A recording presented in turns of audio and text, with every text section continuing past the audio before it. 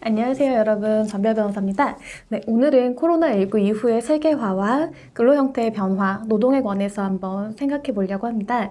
제가 사실 이제 이 유튜브를 촬영하기 전까지는 사실은 유튜브를 많이 못 봤어요. 그런데 이번에 코로나19가 갑자기 확산되고 막 너무 심각해지면서 대학에서 이렇게 입학식도 못하고 졸업식도 못했잖아요. 제가 이제 외대, 한국 외대에서 겸임교수로 재직을 하고 있는데요. 그러면서 강의들을 좀 담당을 하고 있어요. 그런데 강의조차도 이제 하지 못하게 된 거예요. 그러니까 개강이 일단 연기가 됐고요. 2주간. 그런데 2주 이후에 오히려 상황이 악화가 된 겁니다. 그래서 학교에서는 조금 더 이제 미루긴 어려우니 일단 온라인 강의를 시작해보자라고 하셨어요. 그래서 그때 제시하셨던 게 세 가지 정도가 있었는데 그 중에 저랑 가장 잘 맞는다고 생각했던 게 유튜브 촬영이었어요. 그래서 정말 급하게, 이렇게 급하게 개설을 할 필요도 없고, 그럴 이유도 사실은 없었는데, 채널을 굉장히 급하게 만든 거예요. 그러면서 강의들을 막 하게 되었고요. 그러다 보니까 제가 옛날에 또 방송반이었거든요. 그래서 PD가 굉장히 되고 싶었던 때도 있었어요. 그래서, 영상을 한번 촬영해볼까? 라고 해서 이제 촬영을 하고 편집을 하고 이제 물론 잘하지는 못해요. 제가 시간도 많이 없기 때문에 짧은 것들은 촬영해서 편집까지 30분 정도 시간을 두고 그냥 하거든요. 그래서 조금 아쉬운 면이 많긴 하지만 그래도 굉장히 즐겁게 촬영을 하고 있어요. 그러면서 다른 분들의 영상들을 좀 보기 시작했어요.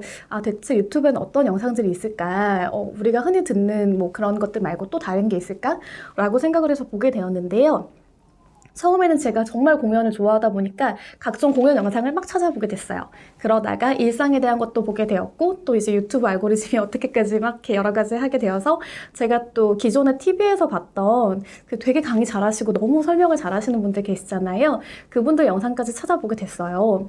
그랬는데 와 정말 유튜브 세계가 놀랍더라고요. 이렇게 멋지고 좋은 강의들을 이런 좋은 컨텐츠를 그냥 볼 수 있구나. 내가 어디에 있어도 굉장히 편안하게 정보를 얻을 수가 있네 라는 것들을 생각하게 됐어요. 그러면서 또 놀랐던 게 뭐였냐면 이 영상들이 단순하게 우리나라에 소비되는 것이 아니더라고요. 그러니까 분명히 이 컨텐츠 자체는 한국어로 제작이 되어 있고 또 자막도 한국어밖에 없어요. 그런데 그 아래에 굉장히 많은 외국인 분들의 이제 리플이 있는데요. 그 댓글에 그 나라의 언어, 뭐 영어라든지 그 외에 각국의 언어로 막 작성이 되어 있더라고요. 근데 그게 단순하게 이제 어떤 공연 컨텐츠뿐만 아니라 굉장히 많은 영역에서 굉장히 다양한 카테고리 하에서 그런 것들이 있더라고요. 그러면서 이게 진짜 다른 4차 산업혁명의 시대의 다른 세계화의 모습이 아닐까라고 생각을 하게 됐어요. 그러니까 사실은 잘 몰랐거든요. 이런 세계에 대해서 잘 몰랐고 한류가 워낙 어마어마하고 굉장히 정말 좋은 영향력을 끼치고 있기 때문에 그런 공연 콘텐츠에 이런 게 많겠구나라고 생각은 했지만 그 외에 다양한 영역에서 이런 것들이 있을 줄 몰랐어요. 그래서 이것들 우리가 잘 발전시켜 나가고 잘 우리가 준비해 나갈 수 있다면 정말 좋겠다라는 생각하에서 여러 가지 생각을 하게 됐거든요. 이게 세계화의 새로운 모델일 수 있겠다. 그 일환으로 우리가 노동이라든지 근로관계에 대해 조금 생각을 해봤어요. 처음에 4차 산업혁명 시대가 도래했다라고 할 때 굉장히 많은 변화가 있을 거다. 라고 했던 게 바로 노동 영역이었거든요. 근로관계, 근로 형태, 여러 가지 것들에 대한 문제가 있었고 그거에 대해 이야기들이 굉장히 많았거든요. 그런데 사실 논의는 너무 많았어요. 우리가 논의는 많았지만 이게 급작스럽게 변경될 만한 그런 것은 또 아니잖아요. 사람에 관한 굉장히 중요한 요소이기 때문에. 그런데 갑자기 코로나19가 심각해지고 어쩔 수 없이 강제적으로 재택근무를 하게 되는 환경들이 만들어졌잖아요. 그러면서 근로관계나 근로 형태, 근로 시간에 관한 굉장히 많은 변화라든지 생각들이 발생하게 된 거예요. 그것들에 대해 한번 알아볼게요. 제가 첫 번째로 주목한 것은 재택근무예요. 사실 예전에 재택근무는요, 굉장히 특수한 상황에서만 허용되었던 것이고, 다만 이게 논의가 많았던 영역이 뭐였냐면은, 재택근무는요, 시간을 마음대로 활용할 수가 있고, 공간에 제약이 없잖아요. 그러다 보니까 첫 번째, 근로시간이라든지 근로수당 같은, 그러니까 임금 있잖아요. 임금에 관한 문제에서 조금 많은 해결책이 될 수 있겠다라는 논의는 있었어요. 그리고 일가정 양립에 관한 부분들에 있어서도 재택근무가 좀 다수 허용이 된다라고 하면 굉장히 많은 문제가 해결될 수 있지 않을까라고 생각을 했어요. 그런데 아무래도 사무직 같은 경우에 재택근무를 물론 할 수 있는 환경은 되지만 우리가 면대면으로 대화하고 회의하고 정보를 교환하는 것들이 더 필요하지 않을까라는 얘기들이 많았던 거예요. 그래서 선뜻 재택근무를 이렇게 주된 업무 형태로 채용하기가 좀 어려웠던 거죠. 그리고 이렇게 모든 부서 혹은 굉장히 부서의 대부분의 분들이 이렇게 재택근무를 이렇게 채택을 해가지고 근무하시는 게 어려웠던 거예요. 그런데 이제 코로나19 사태가 딱 벌어지면서 우리가 어쩔 수 없이 재택근무를 하게 됐어요. 생각보다 괜찮은 거예요. 저도 재택근무를 이렇게 꽤 장기간 했고요. 주변에 굉장히 많은 분들, 저희 의뢰인들도 그렇고 다른 분들도 그렇고 굉장히 많이 재택근무를 하셨어요. 그러면서 다들 이게 생각보다 효율이 좋네 라는 것이었고, 출퇴근의 압박이 없기 때문에 그 시간을 자유롭게 활용할 수 있는 장점이 있었던 거죠. 그래서 이게 새로운 형태의 근무 형태로 도입해도 괜찮겠다라는 얘기들이 막 이렇게 오가게 되었고요. 그러면서 지금 현재에는 재택근무에 관한 새로운 시도들, 제도의 마련이라든지 여러 가지 것들 연구가 계속되고 있거든요. 네, 물론 재택근무의 단점도 많아요. 이제 가장 큰 우려 중에 하나가 예전에는 출퇴근으로 구분이라도 되어 있었는데 재택근무가 되면 일과 가정 이게 과연 분리가 될까? 오히려 근로자에게 더욱더 많은 고통을 좀 감내하게 하는 것이 아닐까? 그리고 많은 근로시간을 할애하게 되지만 이거에 대한 수당을 지급받지 못하게 되는 것 아닐까? 여러 가지 문제들이 제기가 되고 있어요. 이 부분에 대해서는 우리가 조금 더 논의가 많이 필요할 거예요. 왜냐하면 이제 특히 면대면의 관계 분명히 필요하거든요. 그렇지만 컨퍼런스 콜 과거에 많이 했고 또 최근에는 영상으로 회의를 많이 하고 계시잖아요. 그런 부분들로 보완할 수 있기 때문에 이것들을 우리가 장점은 어떻게 취하고 여기서 올 수 있는 약점은 어떻게 우리가 보완할 수 있을 것인가, 그런 논의들이 굉장히 많이 필요할 것으로 보여요. 그러면서 또 한 가지 생각했던 것이 뭐냐면, 두 번째 중요한 쟁점은 이 업무에 관한 성과의 평가였어요. 왜냐하면 재택근무하고 웬 성과평가라고 하실 수 있잖아요. 근데 제가 고민했던 것이, 재택근무를 하게 된다면 예전에는 우리가 그냥 사무실에서 면대면의 관계라고 생각을 하잖아요. 그렇다면 어떨까요? 면대면의 관계다. 그러면 우리가 저 사람이 어떻게 일하는지 알고 어떤 노력을 하는지 알고 어떤 과정을 거치는지 알아요. 물론 기업에서 중요한 건 결국은 일에 대한 결과겠죠. 성과는 결과로 보통 표현이 될 거예요. 그렇지만 이 성과가 같다라고 하면, 그리고 혹은 성과가 다르다고 하더라도 이 과정에 있어서 어떤 요소들이 있었는지를 우리가 알게 된다면 반드시 평가가 달라질 수도 있어요. 그런데 재택근무는 이 과정을 모두 생략할 확률이 높거든요. 물론 중간에 업무 보고를 하게 되고 여러 가지 과정을 거치겠지만, 그렇지만 더 중요한 건 결과처럼 보여진단 말이에요. 그럴 때 이런 성과평가를 어떻게 할 것인가, 성과평가의 주체는 누구인가, 그리고 또 어떤 사람들이 여기에 대해서 어떤 기준을 가지고 논의할 수 있을 것인가, 이것들이 과연 기준을 세운다고 하면 이후에 수정은 가능한가, 기타 등등 여러 가지 문제가 있을 수 있어요. 근데 이 문제가 해소되지 않는다고 하면 이 근로 형태의 변화 같은 문제들도 조금은 신중하게 바라봐야 되는 것이 아닌가라는 시각이 좀 생기거든요. 그래서 이 성과 평가에 관한 문제들이 굉장히 많이 이제 우려가 조금 되고, 이 부분을 연구를 해야겠다라는 생각이 조금 들었어요.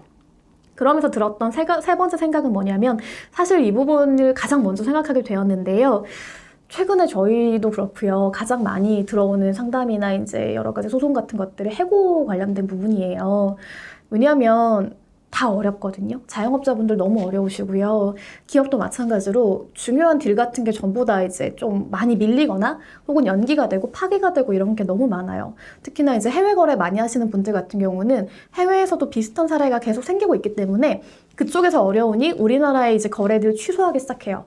그러면서 겪는 여러 가지 문제가 있어요. 그럴 때 결국은 우리가 많은 비용 중에서 인건비도 굉장히 큰 영역이기 때문에 경영상 이 비용을 줄여야 된다라고 생각하시는 분들이 많잖아요. 그러면서 벌어지는 해고의 문제, 이것들이 굉장히 많고요. 그리고 또 이제 근로 형태의 변화. 이제 예전에 정규직에서 비정규직이나 이제 여러 가지 형태, 무기계약직 많이 변경이 됐잖아요. 그러면서 많은 문제들이 있고 또 장점도 있고 뭐 이렇게 하면서 고용 형태 유연화에 관한 논의가 굉장히 많았어요. 그런데 이것들이 과연 이 코로나19 이후에는 어떻게 될 것인가에 문제가 있어요. 그러니까 지금까지는 그래도 나름대로 많이 대비를 하면서 조금 유연하게 왔다라고 생각이 되는데, 한번 이렇게 커다란 악재잖아요. 커다란 그 문제가 발생하고 난 이후부터는 과연 예전처럼 우리가 또 돌아갈 수 있을 것인가, 그것은 조금 쉽지 않을 수 있다라는 생각이 드는 거죠. 그렇다면 이거에 맞는 근로 형태라든지 근로 계약의 형태를 구현을 하되 이것으로 인해서 굉장히 많이 피해를 볼 수 있는 근로자, 열악한 지위에 있는 근로자를 어떻게 보호할 것인가, 이들에 대한 혹시 고용차별의 문제가 있다면 이들을 어떻게 보호할 것인가에 관한 제도 설계를 반드시 해야 된다는 거죠. 그런 문제들이 조금 저한테 굉장히 깊게 와닿았어요. 그래서 이 세 가지 논의가 지금 당장 필요한 것이 아닌가 이런 생각을 좀 하게 되었거든요. 근데 또 한 가지 이제 코로나를 바라보면서 생각이 들었던 것이 우리가 다 얘기하잖아요. 그러니까 코로나19 이전의 생활로 우린 돌아가기 어려울 것이다. 그게 반드시 방역의 문제만은 아니라고 저는 생각해요. 방역 너무 중요하고요. 당연히 방역의 큰 부분을 차지하지만 우리의 경제 생활이라든지 우리의 근로 환경이라든지 형태가 굉장히 많이 바뀌지 않을까 그렇게 생각을 해요. 근데 그게 단순하게 우리나라 안의 문제는 아니더라고요. 이제 해외에서 같은 사례를 겪고 있잖아요. 제가 느껴지는 것이 우리가 인적 교류는 굉장히 막혀 있어요. 왜냐하면 그러니까 면대면의 관계, 우리가 어떤 중요한 거래를 한다거나 혹은 뭐 학술 교류를 한다거나 이럴 때 직접 가잖아요. 저도 여러 가지 출장이 예정이 되어 있었고 특히나 5월에는 굉장히 큰 학회가 미국에서 열려요. 그래서 제가 노동법 박사이기도 하고 제 전공이 이제 전공 그 논문 주제가 비정규직하고 무기계약직 관련된 부분이에요. 차별 판단 어떻게 볼 것인가. 그래서 그 부분에 대해서 발표를 하려고 정말 준비를 많이 했는데 갑작스럽게 코로나가 전 세계적으로 확산이 되면서 취소가 돼버린 거죠. 이렇게 하면서 우리가 서로 만나서 나눌 수 있는 정보의 한계가 분명히 생겼어요.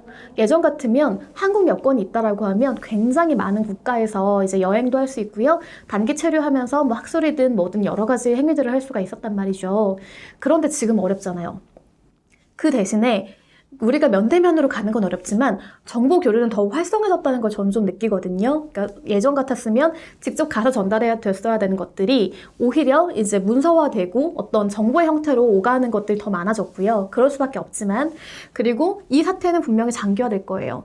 그러니까 뭐 빨리 끝나면 너무 좋아요. 그러니까 다 종식이 돼서 전 세계가 전부 종식이 돼서 뭐 당장 다음 달, 당장 내일이라도 종식이 된다면 너무 행복하겠죠. 그런데 현실적으로 그게 좀 어렵다라고 한다면 그것들 이게 조금 뭐 예를 들어 1년이건 2년이건 장기화 혹시 됐을 때 안 그러길 바래요. 안 그러길 바라지만 혹시나 장기화 됐을 때 그 세대를 우리가 어떻게 준비할 것인가는 분명히 필요하다고 생각해요.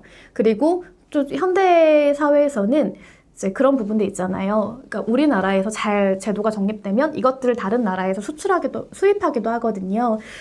또 이제 요즘에 우리나라의 그런 코로나19 대처를 보면서 외신에서 굉장히 잘하고 있다라고 평가하는 부분들이 있잖아요.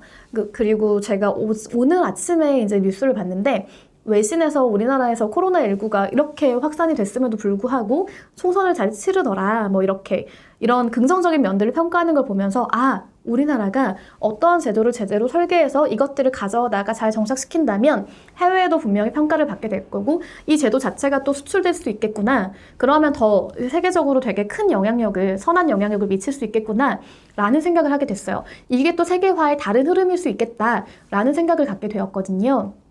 그러면서 제가 아까 말씀드렸던 이 근로에 관한, 노동에 관한 그 중요한 세 가지 테마는 지금 당장 우리가 조금 논의하면서 준비해가야 되는 것이 아닌가 하는 생각을 했습니다. 그래서 저는 오늘부터도 또 열심히 그 부분들 준비를 할 거고요.